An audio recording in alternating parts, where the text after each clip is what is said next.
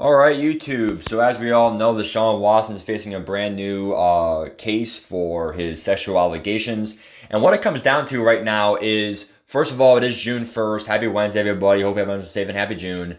But what it comes down to really quick is we have to remember the facts. And the facts state that he is criminally cleared.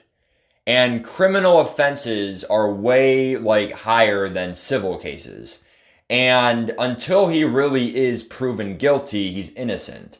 And we have to remember, even if you're a Steelers fan or a Ravens fan or a Bengals fan, or if you hate the Browns, you still, it doesn't matter who the person is. That's what the judicial system states. You are innocent until proven guilty. No matter how bad that sounds, especially going back to O.J. Simpson days. Now, the one thing I want to get really clear is I still don't know how I feel about Deshaun Watson, personally. You have to realize, being a diehard Browns fan, it is nice to finally get a borderline top 5 quarterback on your team. We really have never had a top 5 quarterback in NFL history, even going back to the 40s, 50s. But what it comes down to, dude, is if Deshaun Watson is guilty, hold on, my brother needs me. All right, my bad. My brother needed me for a question. So look, what it comes down to, bro, it's just the facts, right? If he ends up actually being a rapist and he really ended up being guilty for those cases, I can't really support a rapist, even though it's like a professional business. I'm sorry, but life comes first before football, and life comes first before, my team. I'm not going to have a rapist on my team, dude. Now, keep in mind one thing, there's so many debates in the NFL. We have Tom Brady with Deflategate, that's literally cheating in the game. You have Ray Lewis, who was a freaking murderer, pretty much. I don't really know how he got out of that one. Obviously, O.J. Simpson. And then also you have some gray areas like Michael Vick, who killed dogs and betted on them. So what it comes down to is everyone has their own shit. But obviously raping women, if that's freaking true, I mean, that's still pretty freaking bad. So what it comes down to is, I'm going to be honest with you. I don't really know how to feel, okay? Even Adrian Peterson beat his own kid. You see what I'm saying? There's, it's all bullshit, to be honest. It's all bullshit. I'm not saying that we shouldn't, look down on these people. I think we should look down on them. But I also feel like, to be honest, especially with Watson being innocent right now, it's not like he's been proven guilty yet. Once he's proven guilty, then we can officially say he is a rapist. But right now, he's been criminally cleared. And yeah, there's a new case going around, but until he is, proven guilty, I don't understand why we can't just I don't know, just kind of act like he's good right now. I'm not going to say a perfect human being, but for right now, he's good to go for this upcoming season. Now, if the NFL, even though he's not guilty, if they want to give him some kind of suspension, if there's no evidence and he still is innocent, and they give if they give Watson an 8-game or more suspension for being innocent, I would actually be pretty pissed. Because I think it's actually right to let this season go. You let him play, you get more evidence, the civil cases come back next season, next year, the spring of 2023 is when the civil cases come out, and then if he's guilty then, make the correct ruling. Because what's going to probably happen is, they're going to be pressured by the NFL media, even though he's still innocent, they're going to say, let's suspend him. They're going to suspend him for even 4-6 games for this season for speculation. And then next spring, let's say he is guilty. Then what? If he's guilty, he's guilty. He's a rapist. That's got to be 8 games, if not the whole season. So now he's 2 seasons gone? You can't do that, dude. Until he's guilty, I feel like you can't do anything. So it's go by the judicial system. Fuck the speculation, I feel like, to be honest, the man gets a chance to prove himself. And I know there's a lot of women and it sounds sus, but at the end of the day, what would you do if you were Watson?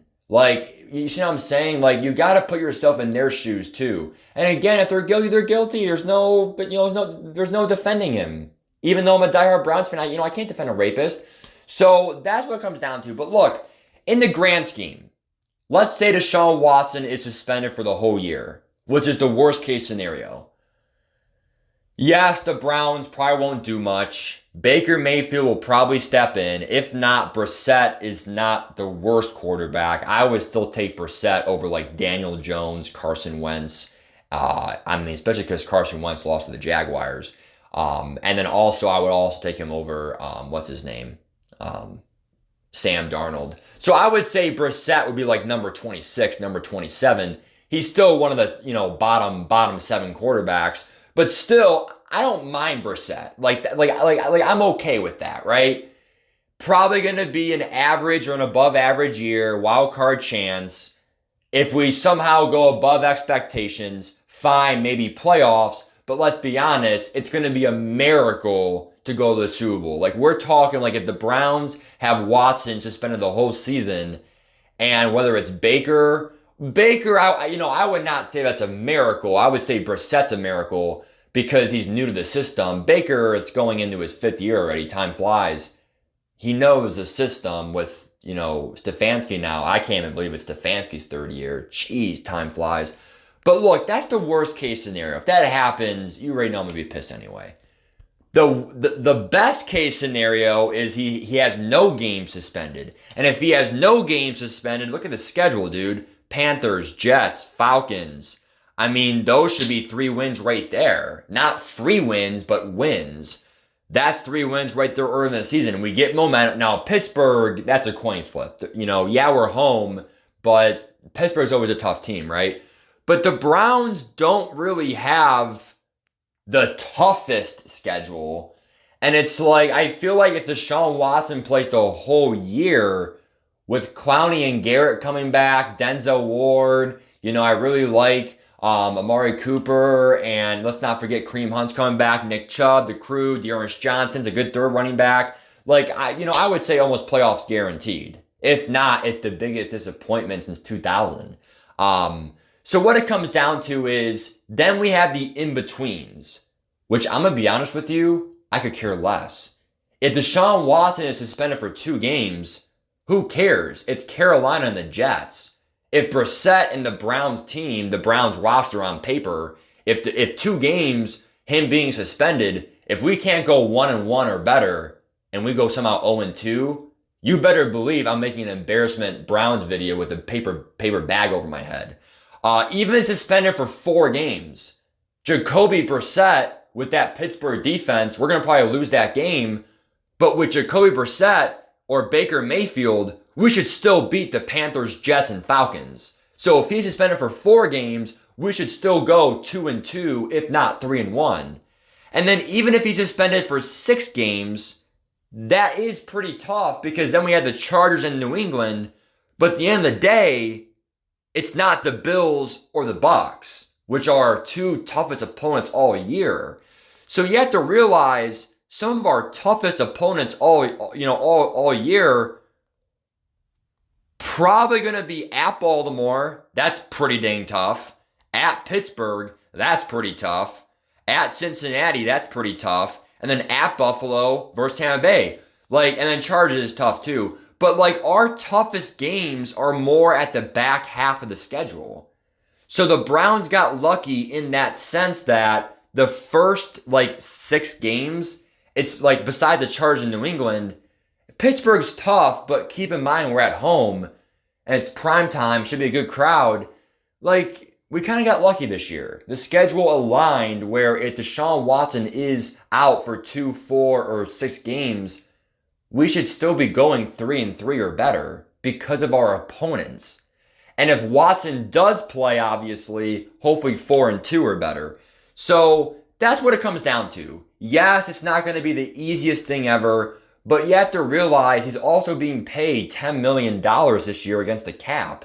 So the whole $46 million a year thing doesn't start till next year. So, and the last thing I'll say too is, what if your team got Deshaun Watson? It's always the, bias team thing. If the Falcons got him or the Panthers got him or the Saints got him, you know that, you'd be crazy for him. Or even if the Steelers got him, you guys would be going crazy, right? People always say, oh, it's a lot of money. Oh, it's a lot of money. 46 mil. Dude, that's what a top 5 quarterback's worth. If you want a top 5, Mahomes, Josh Allen, Herbert and Burrow, they're going to get 45 plus mil a year.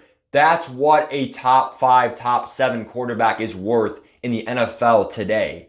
And if you think you're going to let your franchise quarterback walk with Watson being 26, I think that's a mistake. And I know Watson has his issues, but keep in mind he's still innocent to this day. Give me your thoughts. Peace.